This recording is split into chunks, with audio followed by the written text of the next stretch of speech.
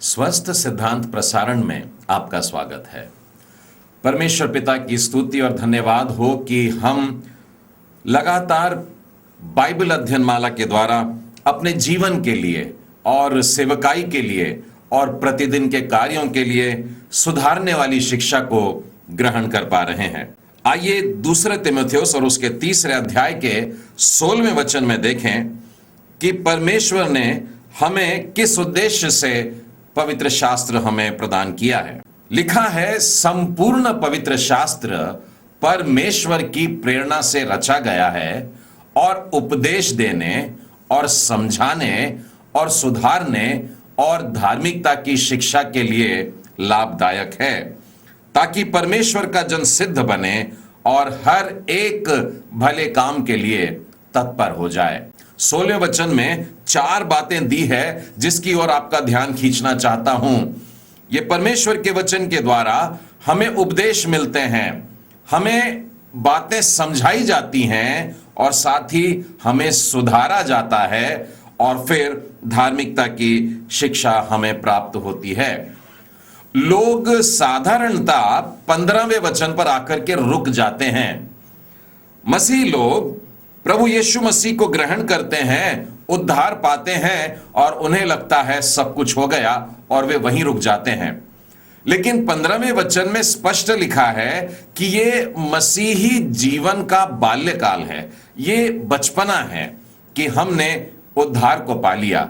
वास्तव में मसीह जीवन तो अब आरंभ होता है।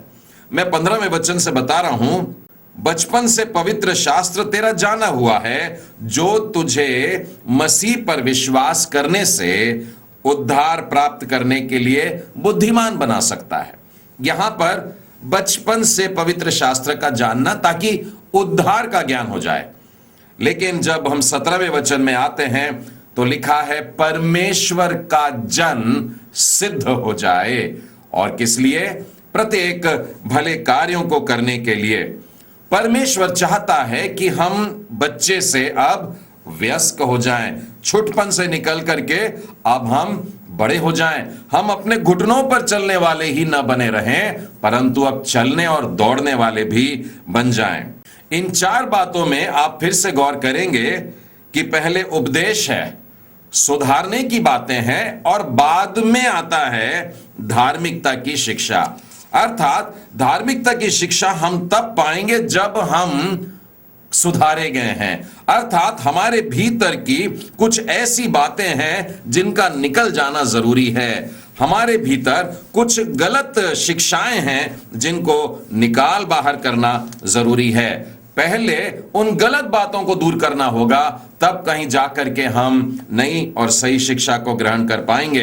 मेरे साथ में खोलिएगा नीति वचन का 22वां अध्याय और उसका 15वां वचन। लिखा है, लड़के के मन में मूर्खता की गांठ बंधी रहती है, परंतु अनुशासन की छड़ी के द्वारा वह खोलकर दूर की जा सकती है। अनुशासन की जो छड़ी है वो मेरी समझ में परमेश्वर का पवित्र वचन है। जब यह पवित्र वचन एक छड़ी की मानिंद हम पर काम करता है, हमको समझाता है, हमको ताड़ना देता है, हमको सुधारता है, तब हम शुद्ध होने लगते हैं। नीति वचन में ही देखिए 25वें अध्याय के 4 वचन में लिखा है, चांदी में से मैल दूर करने पर ही वह सुनार के लिए काम में लाई जा सकती है। जब तक वो धातु अशुद्ध है, वो सुनार उसका काम में नहीं लाएगा, परंतु उससे पहले शुद्ध करना जरूरी है। मैं और आप परमेश्वर के राज्य के लिए काम करने को उतर जाएं, उससे पहले जरूरी है कि हम पूरी रीति से शुद्ध किए जाएं। इसलिए प्रियो, जब जब इस बाइबल अध्ययन माला के द्वारा आप पर सुधारने वाली छड़ी चलती है तो बुरा ना मानिएगा। यह वास्तव में आपकी जान लेने के लिए नहीं है, आपको केवल दुखी करने के लिए नहीं है, परंतु सुधारने के लिए है, और इस उद्देश्य से कि आप परमेश्वर के लिए भले कार्य करने के लिए तैयार हो जाएं। आइए इसी पृष्ठभूमि के साथ हम अपने उस विषय पर चलते हैं जो बीते 2 सप्ताह से हम मनन कर रहे हैं, अर्थात हाउ नॉट टू गिव, दान कैसे न करें। इस विषय पर हमने पिछले 2 सप्ताहों में जो सीखा है वो ऐसा है पहला पाठ था कि do not separate life from giving. हम अपने जीवन को देने से अलग नहीं कर सकते हैं। हमारा जीवन शुद्ध और पवित्र रहना चाहिए ताकि हमारे दान परमेश्वर के सामने ग्रहण योग्य हो। पिछले सप्ताह हमने जो पाठ सीखा था वो दूसरा पाठ यूं था, do not earn by ungodly means. पिछले सप्ताह का दूसरा पाठ, अधर्म के द्वारा कमाई न करें। Today we will be learning the third lesson under how not to give. आज हम लोग दान कैसे ना करें इसके अंतर्गत तीसरा पाठ सीखने वाले हैं। Lesson number 3, do not cheat the government. दान कैसे ना करें, तीसरा पाठ, सरकार को धोखा न दें। आई रिपीट, मैं फिर से दोहरा रहा हूं इस बात को, do not cheat the government, सरकार को धोखा न दें। रोमी संस्कृति और इब्री रीति रिवाजों में बहुत सारा अंतर था। नए नियम की पुस्तक में अगर हम देखें तो ऐसा पाते हैं कि कई बार तो रोमी संस्कृति और इब्री रीति रिवाज आपस में इतने भिड़ जाते थे कि वो एकदम विपरीत होते थे।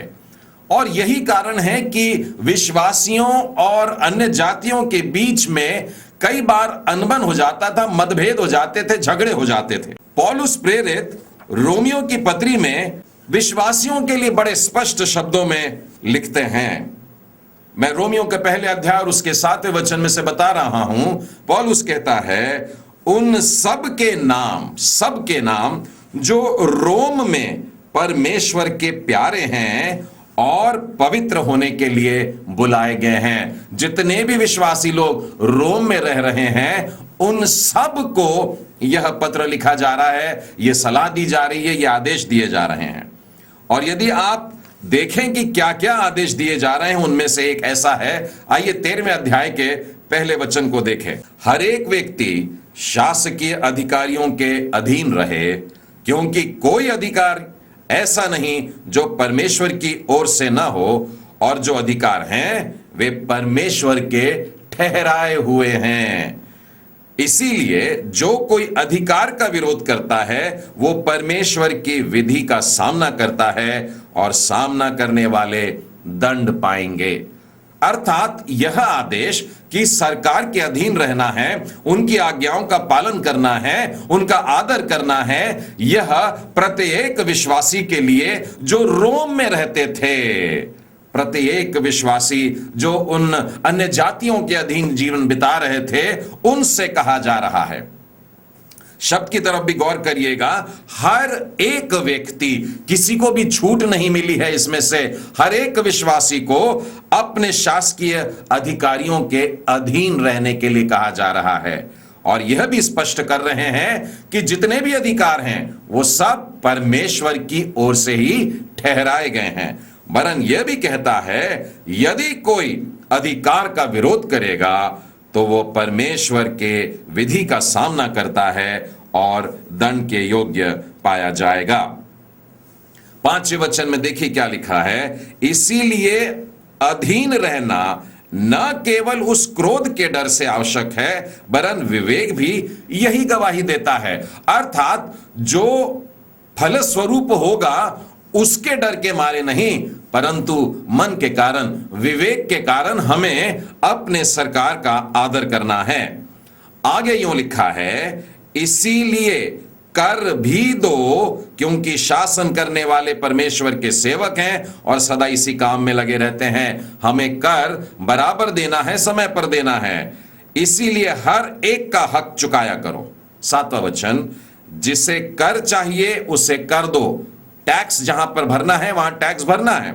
जिसे महसूल चाहिए उसे महसूल दो, जिससे डरना चाहिए उससे डरो, जिसका आदर करना चाहिए उसका आदर करो। पौलुस ने रोम में रहने वाले हर एक विश्वासी को स्पष्ट कह दिया था कि सरकार का आदर करना है, अधिकारियों का आदर करना है और कर महसूल सब समय पर और बराबर देना है। और ऐसी शिक्षा केवल पौलुस नहीं दे रहा है, परंतु मैं पतरस को भी पाता हूं कि बिल्कुल इसी तरह से वह विश्वासियों से कह रहा है। पहला पतरस उसका पहला अध्याय और पहले वचन में लिखा है, पतरस की ओर से जो यीशु मसीह का प्रेरित है, उन परदेशियों के नाम जो पुन्तुस, गलातिया, कप्पदूकिया, आसिया और बिथुनिया में तितर बितर होकर के रहते हैं। पतरस यह पत्र लिख रहे हैं बिखर के रहने वाले विश्वासियों के लिए, अलग अलग प्रांत में रहने वालों के लिए, अलग अलग दूर दूर देश में रहने वालों के लिए। यदि पतरस आज इस पत्र को लिख रहे होते तो वास्तव में वे लिखते थे एशिया में रहने वाले, ऑस्ट्रेलिया में रहने वाले, अमेरिका में रहने वाले, अफ्रीका में रहने वाले, सारे दुनिया में बिखर बिखर करके रहने वालों को वो ये पत्र लिख रहे हैं।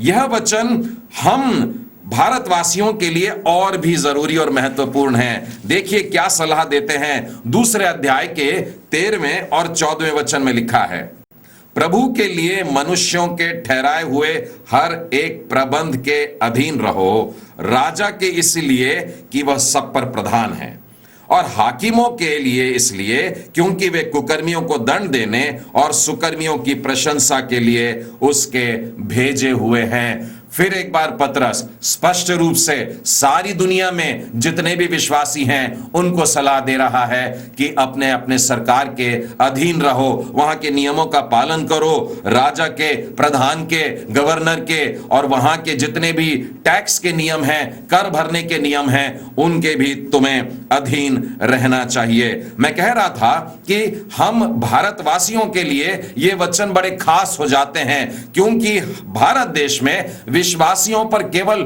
सतावट ही नहीं हो रही है, साथ ही साथ उनकी निंदा भी की जाती है। इसीलिए इसी अध्याय के 12वें वचन में देखिए, अन्य जातियों में तुम्हारा चाल चलन भला हो। इस देश में सभी विश्वासी जन अन्य जातियों से घिरे हुए हैं, वे हमारी ओर ताकते रहते हैं।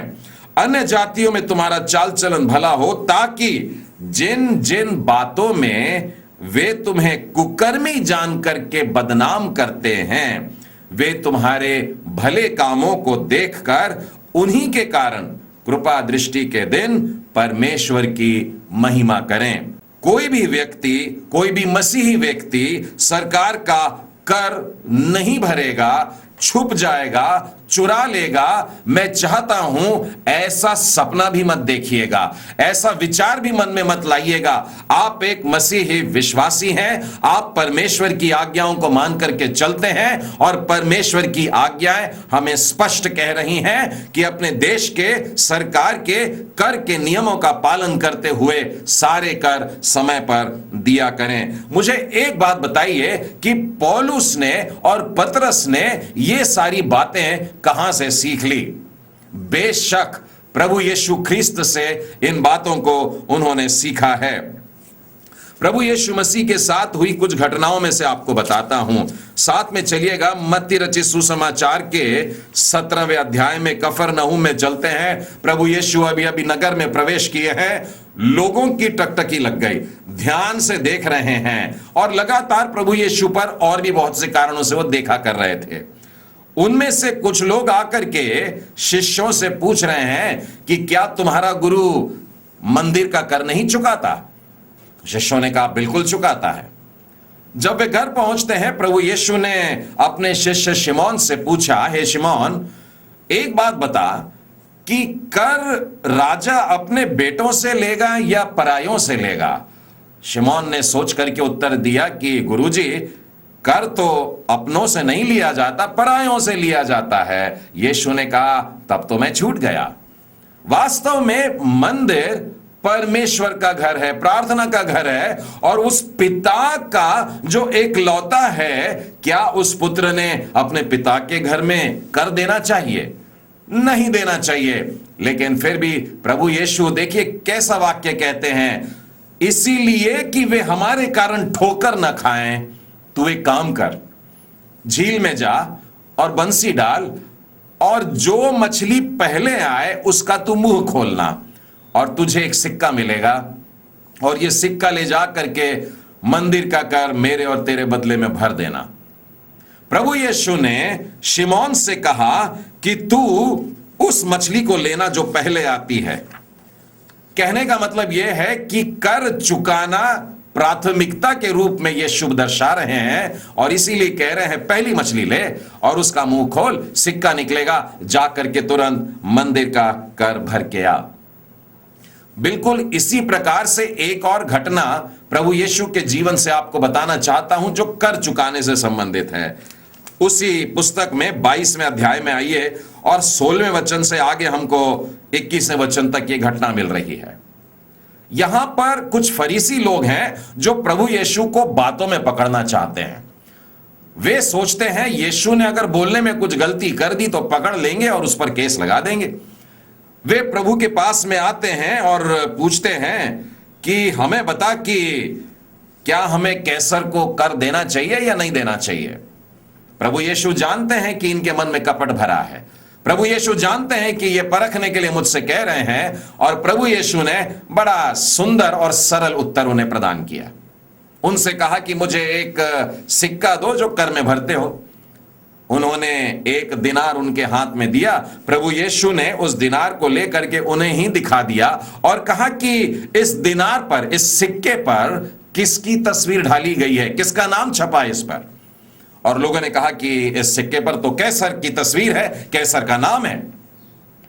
यीशु ने कहा जो कैसर का है वो कैसर को दो, और जो परमेश्वर का है वो परमेश्वर को दो।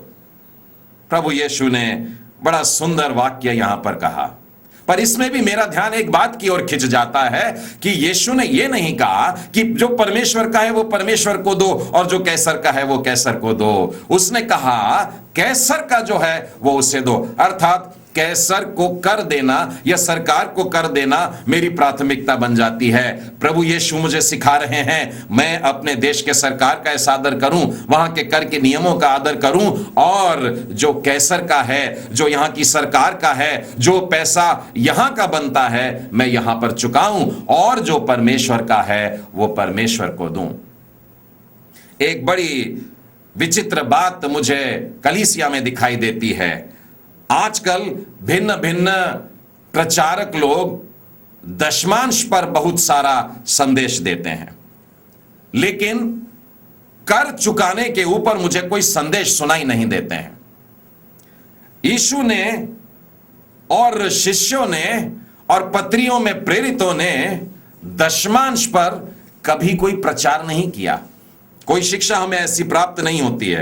एक भी बार इन्होंने दशमांश पर कोई संदेश नहीं दिया, परंतु आज की तारीख में बहुत से पास्टर्स और बहुत से उपदेशक, बहुत से अगुए अपना खास विषय, प्रिय विषय दशमांश के बारे में बता करके चलते हैं।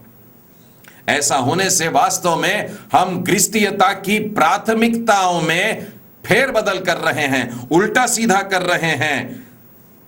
हम लोग वास्तव में मच्छर को छान लेते हैं। मत्ती रचित सुसमाचार उसके 23वें अध्याय में लिखा है, तुम मच्छर को तो छान डालते हो परंतु ऊंट को निगल जाते हो। और ये जानते हो प्रभु यीशु किसे कह रहे हैं? अगुओं को। और अगुओं को कहते हैं हे अंधे अगुओं। आज प्रजा अगर किसी अज्ञानता से गुजर रही है तो ये अगुओं के अंधेपन के कारण हो रहा है। आज कलीसिया के लोग जो बहके हुए हैं ये वास्तव में उनके अगुओं के गलती के कारण या उनके अंधेपन के कारण हो रहा है। हम महत्वपूर्ण बातों को छोड़ दे रहे हैं, पीछे कर दे रहे हैं, और जो छोटी छोटी प्राथमिकता की सूची में आखिरी बातें हैं उनको सामने लेकर के आ जाते हैं। प्रियो, इन बातों को सुनकर के आप जरूर परेशान हो रहे होंगे, परंतु बाइबल का सत्य वचन यही है। भेंट की थाली में यदि आप काला धन डाल दोगे तो वो सफेद नहीं हो जाता। हमारे ब्लैक मनी को परमेश्वर के पेटी में डालने से वो व्हाइट मनी नहीं हो जाएगा। प्रियो, उससे पहले ही शुद्ध होना जरूरी है। आपका पैसा वहां पर डालना व्यर्थ हो जाता है। क्यों? क्योंकि परमेश्वर आपके काले धन को स्वीकार नहीं करता है।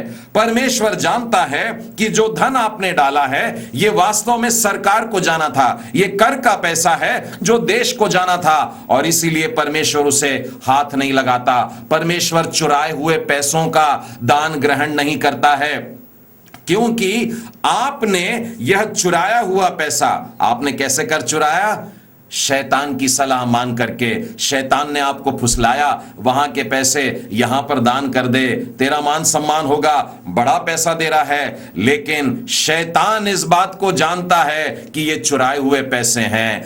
जब परमेश्वर मान लो इस काले धन को ले लेगा, शैतान सीना तान करके खड़ा हो जाएगा और परमेश्वर पर दोष लगा देगा कि तूने चोरी के पैसे लिए हैं। प्रियो, परमेश्वर के खजाने में, परमेश्वर के मंदिर में चुराए हुए या सरकार के कर के पैसे डालने की कोशिश मत करिएगा। यह पैसा परमेश्वर का नहीं है, वो सरकार का है। इस बात को ध्यान रखे हैं, जो कैसर का है वो कैसर को देना है, और जो परमेश्वर का है वो परमेश्वर ही को देना है। इन बातों पर हमें लगातार खास ध्यान देते रहना होगा। आप प्रश्न पूछ सकते हैं कि क्या हम आयकर अधिकारियों से किसी प्रकार की सहायता ले सकते हैं? बाइबल हमें किसी भी प्रकार से ऐसी मदद मांगने से रोकती नहीं है, बल्कि मैंने तो यह पाया है बहुत से मसीही लोग अपने आयकर के रिटर्न्स ठीक से नहीं भर पाते हैं। उन्हें मालूम नहीं होता है कि हमें कैसे कैसे छूट मिलती है, रिबेट मिलते हैं। इसलिए बेशक आप उनकी सहायता लेकर के सही तरीके से भरिए ताकि आप अधिक न भर दें। परमेश्वर आपको ऐसी कृपा उन लोगों की मांगने से मना नहीं करता, लेकिन मैं स्पष्ट सलाह देता हूं, किसी भी प्रकार से घूसखोरी नहीं होना चाहिए। पैसे का लेन देन करके उन्हें यह ना बताएं कि हमारा पैसा या हमारा कर कम कर दो। उसी तरह से सेवकाई में भी इस बात को ध्यान में रखिएगा कि सेवकाई में भी किसी भी प्रकार की घूसखोरी नहीं, परंतु जो भी कर बनता है उसे बराबर हम लोग भरते रहें। संसार में सारे लोग, विशेष करके अन्य जाति, हमारी और बड़ी आशा से, उम्मीद से और हमारे शुद्ध आचरण को देखना चाहते हैं। वे जानते हैं कि ये मसीही लोग हैं जो वास्तव में इस संसार के नमक हैं, हम स्वाद हैं। वे जानते हैं कि हम संसार की ज्योति हैं और रोशनी है, और अंधकार के काम हम नहीं करते हैं। मुझे एक बड़ा प्यारा उदाहरण याद आता है। हमारे एक मिशनरी को जो उत्तर भारत में था, वह एक बैंक में गया और जाकर के उसने कहा कि मैं एक सेविंग खाता खोलना चाहता हूं। उस बैंक के अधिकारी ने उसे फॉर्म दिया, और उस फॉर्म को जब उसने भरा तो उसने व्यवसाय के आगे, प्रोफेशन के आगे उसने लिखा कि मैं एक मिशनरी हूं। उस अधिकारी ने उस बात को समझा नहीं, क्योंकि उसके सूची में मिशनरी शब्द नहीं होगा। उसने कहा ये शब्द का क्या अर्थ है? उसने कहा मैं परमेश्वर का वचन बांटता हूं। शायद वो भी बात उसकी समझ में नहीं आई थी, और उस बैंक के अधिकारी ने उस मिशनरी से कहा कि आप कल आइए, आपकी पासबुक हम तैयार करेंगे। अगले दिन जब मिशनरी पहुंचता है और बैंक अधिकारी ने वो पासबुक उसके हाथ में दिया, तो उस पासबुक को खोल करके वो मिशनरी खुशी के मारे चौंक गया और परमेश्वर को धन्यवाद देता है। जानते हैं क्यों? क्योंकि उस बैंक अधिकारी ने उसके प्रोफेशन के आगे, उसके काम के आगे लिखा था संत। संत यह शब्द उसके कार्य के आगे लिखा, उसके जीवन के काम के आगे लिखा है। आज संसार प्रत्येक मसीही भाई और बहन को संत करके देखना चाहती है। आज सारे संसार में यह पुकार मसीही विश्वासियों की ओर है कि वे संतों का जीवन बिता करके सारी दुनिया के लिए आशीष का कारण बने। प्रियो, हम इस देश में जब इस प्रकार का जीवन जिएंगे कि अपनी सरकार का आदर करें और उनके नियमों के अधीन रहें, विशेष करके कर चुकाने, महसूल चुकाने की बातों में, तब हमारा उजियाला सब लोगों के सामने होगा। मत्ती रचित सुसमाचार उसके 5वें अध्याय के 16वें वचन में यूं लिखा है कि तुम्हारी ज्योति मनुष्यों के सामने इस कदर चमके कि वे तुम्हारे भले कार्यों को देखकर तुम्हारे पिता की जो स्वर्ग में है महिमा करें। आज वो समय आया है प्रियो कि हमें परमेश्वर की आज्ञाओं को मानते हुए इन्हीं भले कार्यों में लग जाना है। हाउ नॉट टू गिव, दान कैसे ना करें। पहला पाठ हमने सीखा था, do not separate life from giving, जीवन को देने से अलग ना करें। दूसरा पाठ था, do not earn by ungodly means, अधर्म के द्वारा कमाई न करें। आज हमने तीसरा पाठ सीखा है, do not cheat the government. तीसरा पाठ, सरकार को धोखा न दें। आइए हम प्रार्थना करें।